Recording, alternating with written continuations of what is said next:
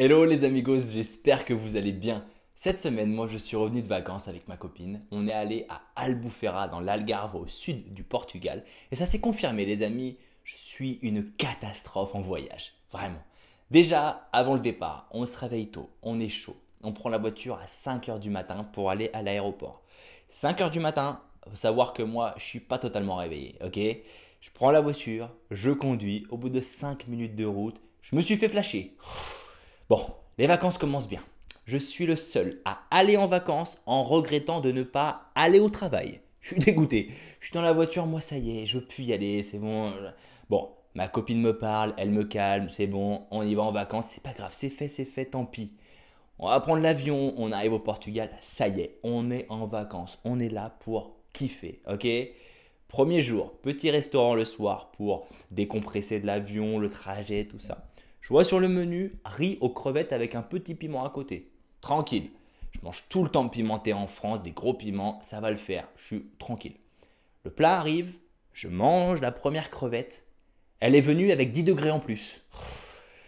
Je savais pas, mais au Portugal, les sauces et les piments, c'est les mêmes qu'en Inde. Ça arrache. Le plat pour moi, c'était une torture, vraiment, parce que moi, je me devais de le manger. Je peux pas gaspiller. Mais en même temps, je souffre vraiment. Je faisais tellement honte à ma copine au restaurant. En mangeant le riz, je transpirais tellement que mon t-shirt, il était plus humide que mon verre d'eau. J'étais au bout de ma vie, vraiment. Après coup, je me dis, c'est peut-être la sécurité routière qui voulait me punir de mon excès de vitesse. Ah non, je sais pas, ils ont dû m'hypnotiser à l'aéroport ou quoi, pour que je sois quand même le seul idiot à commander le seul plat du menu avec un piment. Il n'y a que moi, vraiment, il n'y a que moi qui y va, hein. Bon, les vacances commencent au top, hein. Premier jour, le matin, contravention, le soir, intoxication alimentaire. Allez, profite, super. Bon, c'est pas grave, les piments maintenant, je sais que c'est pas pour moi, c'était une expérience. On continue. Moi, je voulais faire les choses bien. Vraiment, je voulais régaler ma copine. J'ai réservé des activités pour nous deux sur place. J'ai réservé notamment une balade de 4 heures en jeep décapotable dans les montagnes de l'Algarve avec arrêt, découverte du pays, dégustation et tout. Je suis confiant. Je sais que je vais me rattraper, je suis au top.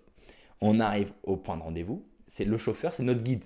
Super gentil, bon, très bavard, hein. On a compris que pendant 4 heures, on va l'entendre piaffer. C'est cool, il est cool, et ça va le faire.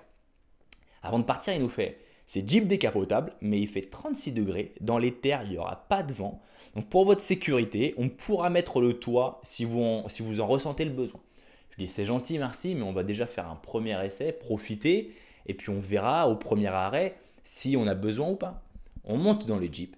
5 minutes, c'est évident qu'il faut mettre le toit. C'est clairement, c'est intenable. Premier arrêt, gentiment, je vais le voir, je lui dis, en effet, c'est pas tenable, il fait beaucoup trop chaud, est-ce qu'on peut mettre le toit? Et là, il commence à m'engueuler. Oui, j'en ai marre des clients qui se prennent pour Berrois, tu te prends pour qui? T'es pas mon chef, c'est à cause de toi si je gagne pas d'argent. Oula! On a réservé une balade en Jeep avec un dépressif en pleine crise. Oh. Bon, on essaie de lui parler. Non, mais c'est pas grave. On peut aider pour mettre le toit s'il faut, machin. Et si c'est trop compliqué, tant pis, on mettra pas le toit, on va mettre la casquette, machin. Il veut rien savoir. Maintenant, il nous parle plus en anglais, il nous parle en portugais. Donc si tu veux, moi, j'ai réservé une excursion époustouflante dans les montagnes avec un guide en français. Je n'ai vécu aucun de ces mots. Aucun, vraiment, il n'y a aucun mot qui convient dans la description. Aucun. Bon, c'est pas grave. On continue la balade en Jeep après notre premier arrêt. Et pendant 4 heures, je pense que je me suis fait insulter de tous les noms en portugais. Moi, à la base, je suis le client, hein, ce qui fait de moi le seul client au monde à payer pour me faire insulter. Je suis au top. Là, vraiment, je sais faire les choses bien. Là, on est au top, hein. Bon, les vacances continuent, on passe à autre chose, c'est pas grave. On profite de la plage, au moins ça en a pas payé. Moi, je viens de Normandie. Moi, chez moi, c'est des plages de galets. Et pour moi, les plages de sable, c'est un calvaire. Et ça s'est vérifié. Il fait 36 degrés. Le sable, il est chaud bouillant. Je vais me baigner en sortant de l'eau pour retourner à ma serviette. Écoute bien, je me brûle tellement les pieds que j'arrive pas à aller jusqu'à ma serviette. Je fais demi-tour pour retourner dans l'eau me refroidir les pieds. J'arrive pas. Les mecs autour de moi, ils ont dû se dire, mais il est complètement ouf celui-là. Il sort de l'eau tranquille, pour d'un coup y retourner dans l'eau en courant. Mais écoute-moi, abruti. Et je le voyais bien qu'il me regardait bizarre. Je sentais la tension entre nous, tu vois. Je sais pas, peut-être il se disait soit il est complètement drogué, ou alors c'est un mec de la météo, il vient prendre la température en temps réel, faire des petits prélèvements, tout ça. Je sais pas, je sais pas. Après, je le reconnais, j'avais un comportement suspect. Je l'admets, c'était bizarre quand même. Bon, au bout de 3, 4, 5 tentatives, j'y vais, j'arrive jusqu'à ma serviette. Là, je pars en courant depuis l'eau, hein. Ils ont dû se dire, il est ouf. Encore une fois, t'as pas ça sur les plages de Galets. Les gens autour qui secouent leurs serviettes et toi, tu te prends tout le sable dans les yeux.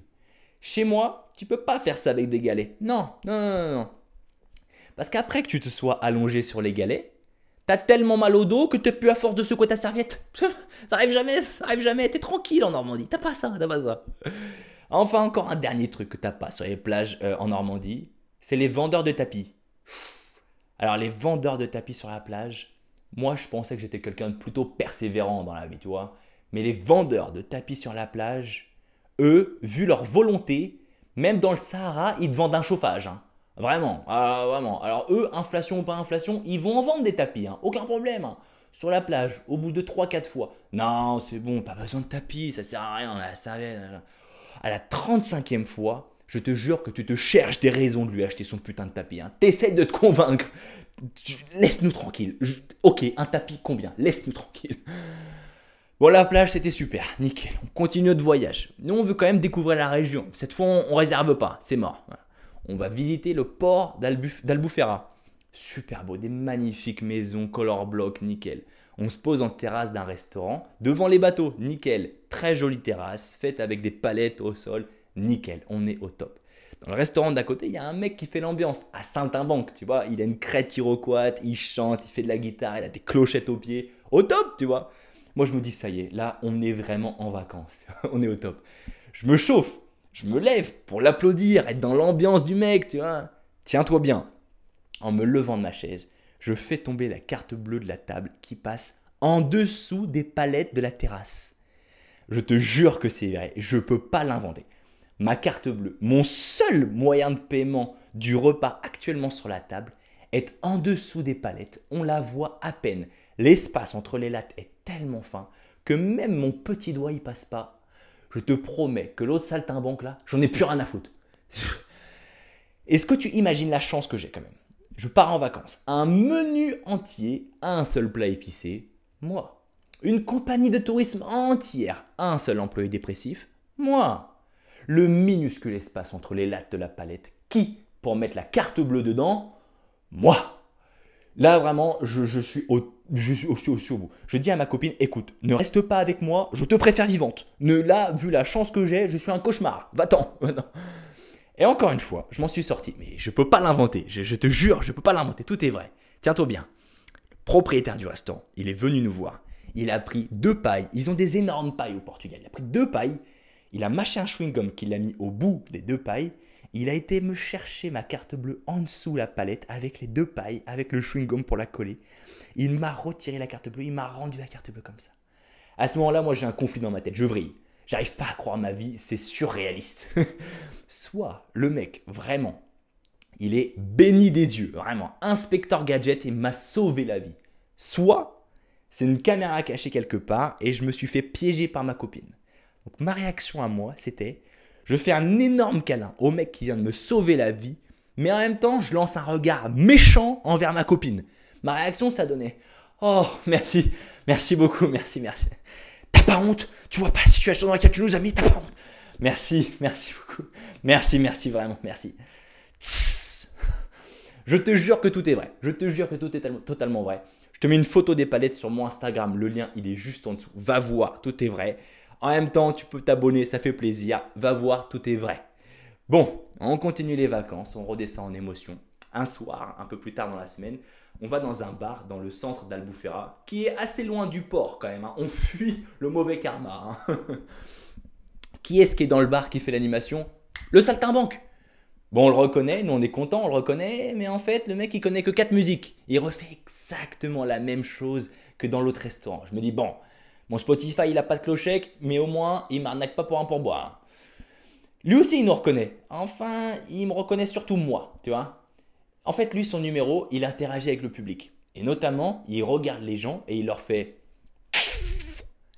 C'est très malaisant, hein. C'est vraiment ça qu'il fait, hein. À chaque personne qui regarde et à qui il fait... La personne doit embrasser celle d'à côté. Et évidemment, il me le fait. Pas de problème, à côté de moi, c'est ma copine. Bon, on joue le jeu, on s'embrasse, les gens applaudissent, c'est super. Et là, il continue de me fixer et il refait son délire bizarre. Je le fixe droit dans les yeux. Mon regard, il lui disait très clairement, écoute, t'es gentil avec tes 4 musiques et tes petites clochettes aux pieds, mais si tu continues, je te les fous dans le cul tes clochettes. Et il a très bien compris le message, hein. Il a très bien compris le message. Mais quand même, des fois, il continue de me regarder, de me lancer des regards bizarres, tu vois, au cas où j'aurais oublié. Vraiment, c'était la soirée la plus malaisante de ma life. Encore aujourd'hui, je sais même pas pourquoi il était comme ça. Vraiment, je sais pas. Je me suis dit, peut-être il est jaloux. Peut-être lui aussi, il a fait tomber sa carte bleue sous les palettes, mais lui, il l'a jamais récupérée. Je sais pas. Bon, fini les vacances, on rentre, retour de l'aéroport, il est 21h30, on est sur l'autoroute, on n'a pas mangé, on a archi faim. Je dis à ma copine, t'inquiète, c'est pour moi, je vais te régaler, je t'invite au McDo. Bon, je suis d'accord, il y a plus romantique, mais sur une aire d'autoroute, on fait au mieux, ok? Je nous ai arrêtés dans un McDo sur une aire d'autoroute. On arrive à l'intérieur du McDo. La manageuse, elle nous accueille et elle nous dit bon, arrêtez de forcer la dernière commande, 21h30, on ferme. Un McDonald's sur une aire d'autoroute en direction de Paris qui ferme à 21h30. Voilà ce que j'appelle le business plan d'un enfant. Bon, pas super bien reçu, mais c'est pas grave, on prend commande quand même. Moi, McChicken avocado sans fromage, elle, wrap New York, là, et en plus, on va prendre une boîte à partager aux chèvres, s'il vous plaît. Et là, elle nous répond ouais, il n'y a plus de boîte aux chèvres, ça vous va? J'ai connu des gens qui cherchent la merde, mais vouloir se battre pour une boîte à partager aux chèvres, je te confirme, c'était la première fois. Je te confirme. Bon, c'est pas grave, finalement, on commande sans la boîte aux chèvres. Après tout, ça valait pas le coup de se battre, hein? On commande sans, elle va nous chercher nos sandwichs. Et elle va nous chercher nos sandwichs, c'est avec une démarche un peu Kaira, tu sais. Elle y va comme ça. Mais pourquoi elle marche comme ça en fait? C'est quoi? Peut-être elle a un problème à la hanche. Pourquoi faire ça? Je sais pas. Ou alors, autre possibilité, c'est la sœur du conducteur du Jeep. Elle aussi, elle est en pleine dépression. Et au point où j'en suis, c'est possible. C'est très possible, hein. Bon, on rentre en Normandie. Les vacances, c'est fait pour se reposer grâce à moi. On est revenu exténué. C'est pas grave, on a quand même kiffé le Portugal. C'était cool. Si j'ai bien appris un truc de ces vacances-là, c'est que si jamais tu pars avec moi en vacances, réserve une semaine en plus derrière pour récupérer, hein. Par expérience, t'en auras besoin. Merci de m'avoir écouté les amis, merci beaucoup. Moi je m'appelle Lucas Rancotti. Si t'as kiffé la vidéo, alors abonne-toi, comme ça en plus moi ça va m'encourager. Prends soin de toi. Bye!